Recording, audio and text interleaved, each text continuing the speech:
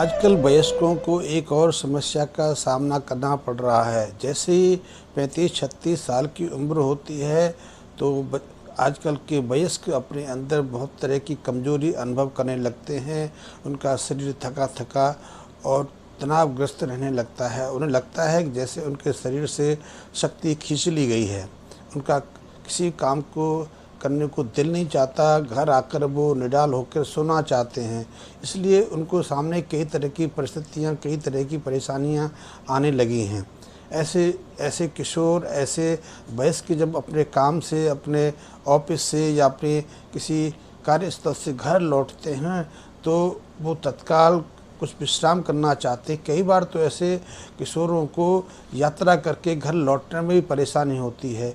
ये जो शारीरिक कमजोरी की स्थिति है, थकावट और तनाव की स्थिति है, उनके जीवन में विष घोल रही है। 36-37 साल के उम्र में उनके लिए काम करने की अद्भुत क्षमता रहती है, क्योंकि इसी उम्र में वो अपने नौकरी पेशे को स्थापित करते हैं, व्यवसाय में आगे बढ़ना चाहते हैं, नौकरी में शीर्ष पर पहुंचना चाहते हैं। लेकिन अनायास शरीर में जो कमजोरी, थकावट और तनाव की स्थिति बनती है, वो उनके कैरियर पर एक तरह से कुठाराघात करती है। ये एक समस्या है।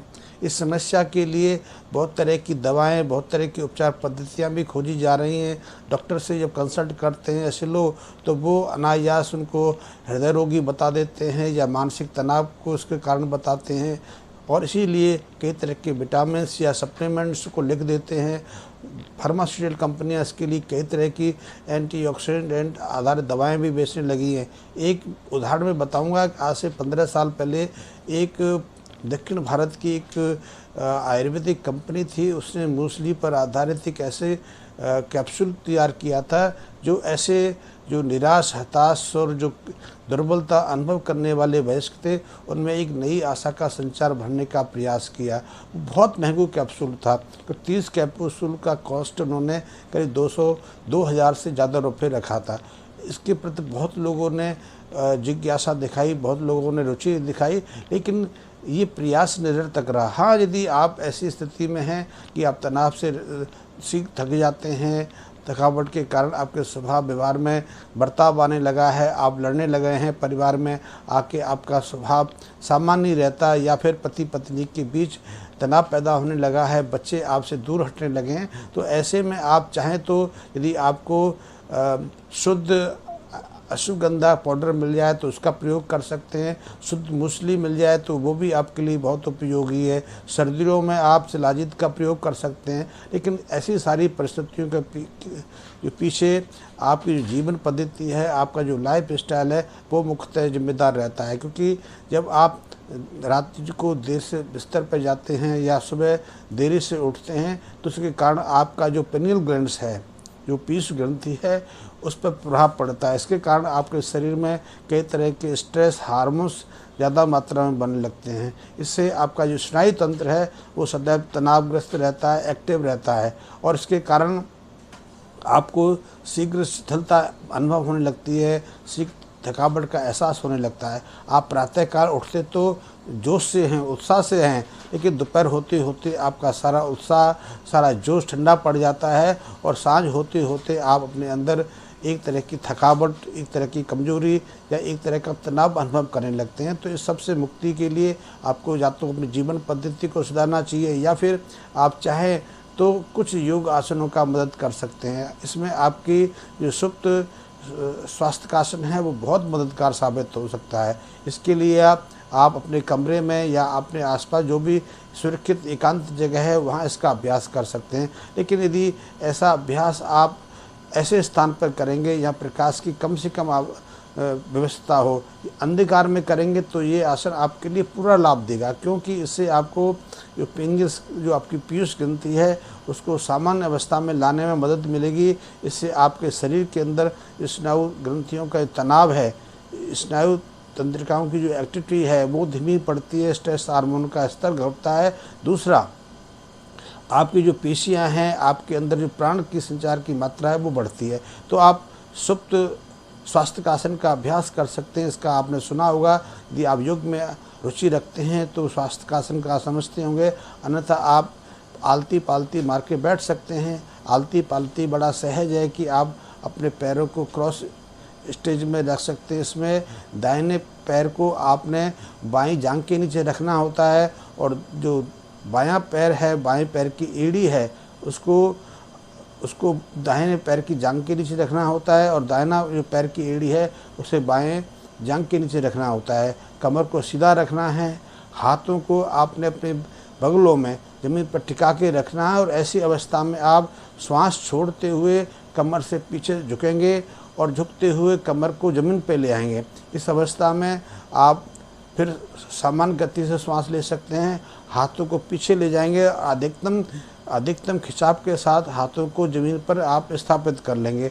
ये जो आसन की मुद्रा बनती है इसको सुप्त स्वास्थ्य का आसन कहते हैं। इस अवस्था में आप लेट सकते हैं, शरीर पूरा तनाव रहे लेकिन खिंचाव रहे और आपके जो घुटने हैं वो ज़मीन से स्पर्श करते रहना चाहिए या उनका जो वजन है, उनका जो जोर है वो ज़मीन पर रहना चाहिए। इस अवस्था में आपको कम से कम 3 मिनट तक रहना है और इन 3 मिनटों में आपको लंबे गहरे सांस लेने और छोड़ने का अभ्यास करना है।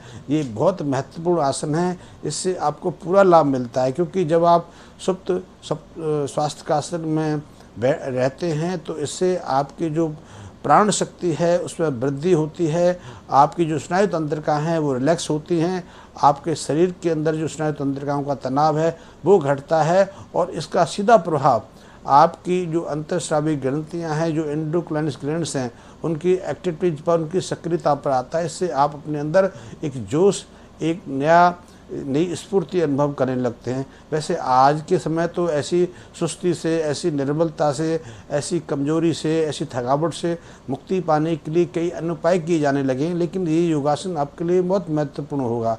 पश्चिमी जगत में या पश्चिमी चिकित्सा में तो इसके लिए टेस्टोस्टेरोन का प्रयोग किया जा रहा है, ऑक्सीटोसिन का प्रयोग किया जा रहा है, स्त्रियों को इसके लिए एस्ट्रोजन और प्रोस्टेजोन दिए जा रहे हैं, लेकिन ये खतरनाक प्रयोग हैं क्योंकि इनका निरंतर अभ्यास आपको कई तरह की विषमता में भर देता है। लेकिन योगासन से आप इस पर सहजता से मुक्ति पा सकते हैं और यदि आप योग नहीं कर सकते, योग करने की स्थिति में नहीं है, तो आप इनकी जगह पर अश्वगंधा का प्रयोग कर सकते हैं, मूसली का प्रयोग कर सकते हैं। उससे आपकी जो शिथिलता है, आपकी जो कमजोरी है, आप जो थकावट अनुभव करते हैं, उससे मुक्ति हो सकते हैं। ये बहुत ज़रूरी है क्योंकि यदि आप शीघ्र थकने लगेंगे तो परिवार में आपकी जो उपस्थिति है वो नगण्य होती जाती है। आप घर लौटते हैं 30, 32, 35 साल की उम्र में, तो घर में आके यदि कोई काम आपको बता दिया जाता है, बच्चे आपको बाहर घुमाने के लिए कहते हैं या पत्नी आपको सब्जी लाने के लिए कह देती है, तो आप वो कार्य, वो छोटे मोटे कार्य भी नहीं कर पाते हैं। घूमने फिरने की बात तो बहुत है, इसी से तनाव पैदा होता है, परस्पर का जो व्यवहार है उसमें अड़चन पैदा होती है, कलेश पैदा होता है और फिर जो द्वंद्व का कारण बन जाता है, झगड़े का कारण बन जाता है। तो आपको स्वस्थ रहना, सक्रिय रहना बहुत आवश्यक है और ये समस्या आजकल बहुत तेज़ी से बढ़ रही है।